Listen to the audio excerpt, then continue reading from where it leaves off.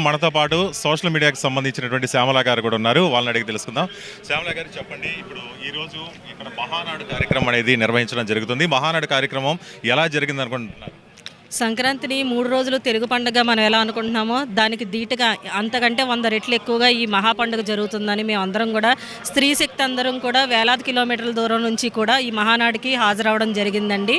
కానీ మేము వచ్చేటప్పుడు చాలా సంశయంతో అటెండ్ అవ్వగలమా లేదా, ఈ మహానాడికి మేము ఆడవాళ్ళం వెళ్తున్నామని ఒక ఫియర్ ఉండేది. కానీ ఇక్కడికి వచ్చిన తర్వాత ఈ ఏర్పాట్లు చూసిన తర్వాత మేము తెలుగు జాతికి ఆడపిల్లలుగా ఉన్నందుకు స్త్రీలు ఎంతో గర్వపడుతున్నాం. ఈ తెలుగుదేశంలో పార్టీలో ఉన్నందుకు ఎంతో గర్వంగా మేము ఫీల్ అవుతున్నాం అండి. ఇక్కడ ఈరోజు 6 తీర్మానాలు ప్రవేశపెట్టడం జరిగింది. ఈ తీర్మానాల్లో మీ మహిళలకు సంబంధించి ఎటువంటి తీర్మానాలు, అంటే మీరు ఆశించినటువంటి తీర్మానం మీకు లభించినట్లు అనిపిస్తుందా? తెలుగుదేశం పార్టీ అంటేనే స్త్రీల పక్షపాతి పార్టీ అండి. ఎన్టీఆర్ గారు ఉన్నప్పటి నుంచి కూడా మాకు స్త్రీలకి ఆస్తి హక్కు కల్పించిన, అలాగే సమానత్వం కల్పించిన, భద్రత కల్పించిన ఏదైనా సరే ఒక్క తెలుగుదేశం పార్టీకే సాధ్యమవుతుంది. అది ఈ మహానాడులో మరొక్కసారి నిరూపించారు. ఇచ్చినటువంటి ఈ తీర్మానాల పట్ల మీకు మీ ఫీలింగ్ ఎలా ఉంది?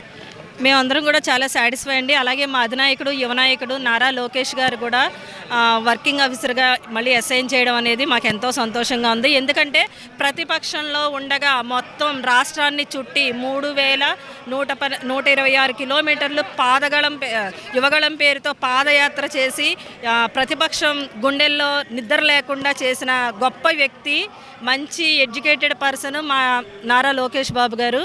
ఆయన చేయలేదంటూ ఏదీ లేదు.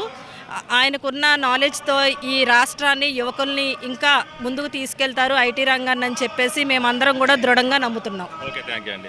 అయితే నారా లోకేష్ వర్కింగ్ ప్రెసిడెంట్గా బాధ్యతలు చేపడితే వాళ్ళకి స్త్రీకి సంబంధించి ఇంతకుముందు చంద్రబాబు నాయుడు ఏ విధంగా స్త్రీల పక్షపాతి అంటూ ఆయన ఒక పేరు తెచ్చుకున్నారో, అదేవిధంగా లోకేష్ కూడా వాళ్ళ పట్ల అయితే స్త్రీ పక్షపాతిగా ఉంటూ వాళ్ళ అభివృద్ధికి కానీ సంక్షేమం కానీ పెద్దపీట వేస్తామంటూ సోషల్ యాక్టివిస్ట్ అయినటువంటి శ్యామల గారు కూడా చెప్తున్నారు. కెమెరా పర్సన్ వెంకట్తో రాజ్ కుమార్, 1 టీవీ కడప.